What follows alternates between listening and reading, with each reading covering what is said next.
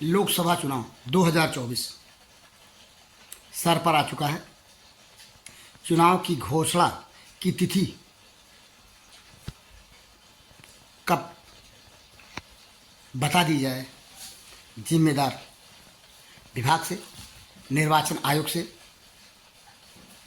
इसका कोई अंदाज़ा भले ना हो, लेकिन चुनाव चंद ही महीनों के अंदर होने वाले हैं। यक्ष प्रश्न ने डुमरियागंज लोकसभा क्षेत्र के एक प्रभावशाली व्यक्ति, जिसे लोग हिंदू हृदय सम्राट के रूप में जानते और पहचानते हैं, उनका भी नाम प्रत्याशी के रूप में भारतीय जनता पार्टी के खुलकर सामने आने लगा है। हमने उनसे मुलाकात करके साक्षात्कार किया। इस संबंध में यह प्रश्न के उत्तर उन्होंने क्या दिया, आइए इन्हीं से सुनते हैं।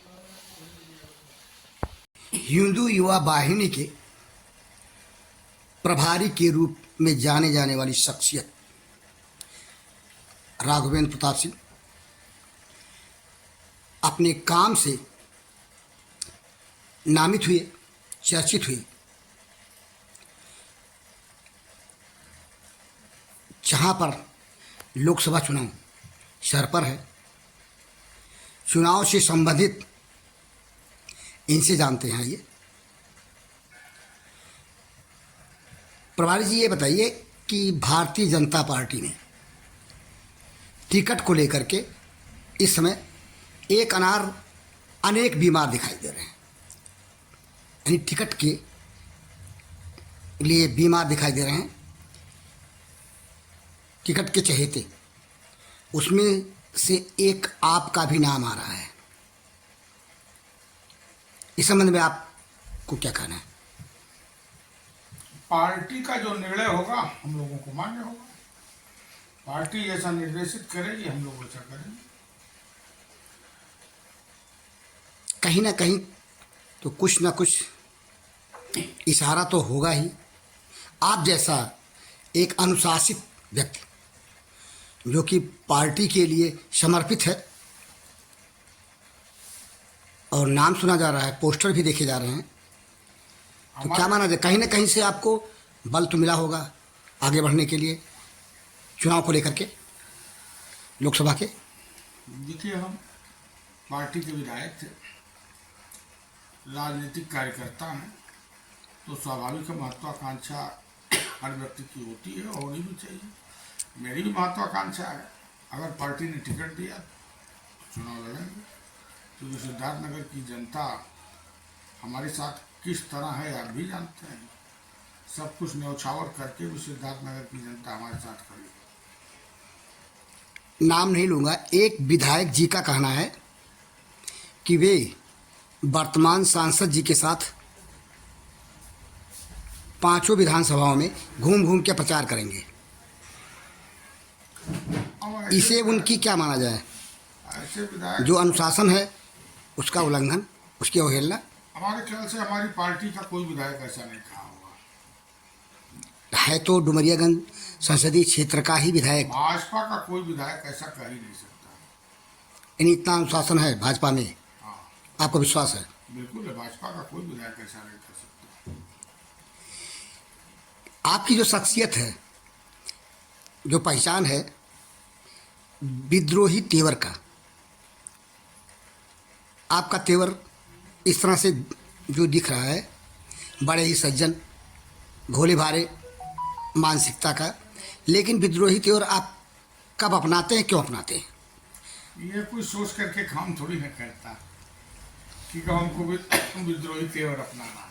यानी आपको देख के तो मैंने इस समय जिस तरह दिख रहे हैं, इस तरह तो लगता ही नहीं जैसे भोला भाला इंसान, भोली भाली भोले व्यक्ति भाले है ही है, उसमें कुछ लगना नहीं। कहीं कहीं आप जब तेवर बदलते हैं तो जिसके प्रति तेवर बदलते हैं वो उसकी रूह कांप जाए, ऐसी आप ऐसा रोल आपका दिखता है। जब ऐसी स्थिति परिस्थिति पे ही ये सब सारी चीजें डिपेंड करती है।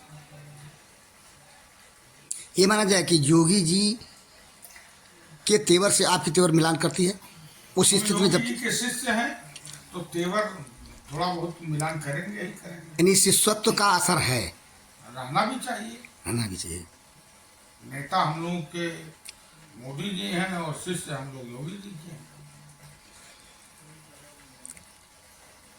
हैं। ये अच्छे प्रश्न को यह उत्तर नहीं मिल पाया, अभी भी संतुष्ट नहीं हम, कि आपको, आप अगर, आपके पोस्टर दिखाई दे रहे हैं, बैनर दिखाई दे रहे हैं डुमरियागंज लोकसभा क्षेत्र के चुनाव के लिए, जिसे जनता पढ़ करके यही अंदाज़ा लगाएगी कि आप लोकसभा चुनाव में उतर रहे हैं, तो जनता क्या समझे?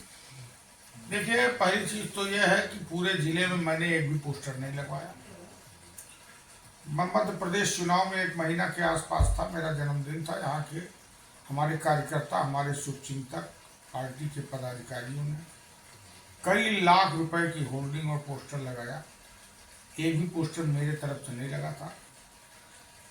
मेरे तरफ से जितने भी फ्लैक्स, मेरे नाम से जितने भी फ्लैक्स लगे हैं, वो सब हमारे शुभचिंतकों ने, हमारे शुभेच्छुओं ने, हमारे कार्यकर्ताओं ने लगवाया। मैंने कहीं डुमरियागंज लोकसभा का पोस्टर, व्यक्तिगत रूप से कहीं भी लगवाया। आपकी इच्छा के विरुद्ध? देखिए, आपसे राय तो ली होगी उन्होंने, या बिना राय लिए? मैंने राय, जनता से बड़ा तो कोई होता नहीं। जनता की इच्छा है कि हम लोकसभा लड़ें, अगर टिकट मिलेगा तो लड़ेंगे, नहीं मिलेगा तो नहीं लड़ेंगे, सीधी बात है। कार्यकर्ताओं की जो इच्छा है, जनता की जो इच्छा है, शुभेच्छुओं की जो इच्छा है, तो उनकी इच्छा हम कुछ उनके लिए करते नहीं, सिर्फ उनके साथ चलते हैं। उनको हमारा उनका साथ रहता है, तो उनकी जो भावनाएं हैं, उस भावनाओं को क्यों अपमानित किया जाए। प्रभारी जी, विगत 10 वर्षों में डुमरियागंज लोकसभा में सांसद निधि से कराए गए कार्य इसलिए नहीं नजर आ रहे हैं क्योंकि शिलापट नहीं दिख रहा है। इस संबंध में आपकी टिप्पणी? अब इस पर आप भी डुमरियागंज के 5 साल के विधायक रहे। देखिए, वो विकास पुरुष है, ऐसा नहीं हो सकता। ऐसा है, नंगा सच है। उनके लोग ही नारा लगाते हैं, विकास पुरुष, लोकप्रिय विकास पुरुष। तो उनके बारे में क्या टिप्पणी? कैसा विकास पुरुष? वो तो खाली नाम के या काम के भी? ये तो आप जानते होंगे, उस पर हमारा टिकट। आप 5 साल तक विधायक रहे हैं डुमरियागंज के। आप अपने विधानसभा क्षेत्र में 5 सालों के अंदर सांसद ने से किया हुआ कार्य बता दें प्लीज, जिसमें शिलापट लगा हो। सांसद निधि के कार्यों में मुझे कोई जानकारी नहीं है। न उन्होंने कभी अब शिलापट लगाते समय मुझे बुलाया कि आप स्थानीय विधायक हो, आ जाओ, आपका भी शिलापट लग जाए। हाँ, ये जरूर है कि मेरे द्वारा जो शिलापट लगता था PWD के, RES के, मैं उनका नाम सब में डलवा दिया करता था। ये तो विधायक निधि की बात थी। नहीं, विधायक निधि की बात नहीं थी। ये राज्यांश का पैसा आता है, तो मैंने हर जगह उद्घाटन मुझको करना रहता था, मैंने नाम डलवा देता था। नंगा सच यह है मान्यवर, शायद डुमरियागंज के लोकसभा क्षेत्र के वर्तमान सांसद जी डुमरियागंज विधानसभा क्षेत्र में जो सांसद निधि से कराए गए कार्य हैं, उसका शिलापट देखने को नहीं मिलेगा। ये यक्ष प्रश्न का आपसे दावा है। सुना आपने, यक्ष प्रश्न ने इनसे ढेर सारे सवाल किए, उसका 2 टूक उत्तर इन्होंने दिया बड़ी बेबाकी से, लेकिन उसका खुलासा हम नहीं कर पाए कि किसके आशीर्वाद से ये महाशय लोकसभा चुनाव के लिए मन बनाए हुए हैं। वैसे इन्होंने ये कहा कि मेरी शुभचिंतक जनता जो है, मेरे शुभचिंतक जो हैं, उन्होंने पोस्टर बैनर लगवाए, हो सकता है, लेकिन इनसे पूछा ऐसा भी नहीं लगता। उनकी मंशा है इनको कि ये डुमरियागंज लोकसभा के प्रत्याशी के रूप में भारतीय जनता पार्टी के बैनर तले उतरे पार्टी का क्या निर्णय होगा यह तो वक्त बताएगा, लेकिन जनता का जो निर्णय है वह पोस्टर बैनर के रूप में इनके साथ दिखती है। इस प्रश्न के लिए इस साक्षात्कार के साथ मैं बी पाल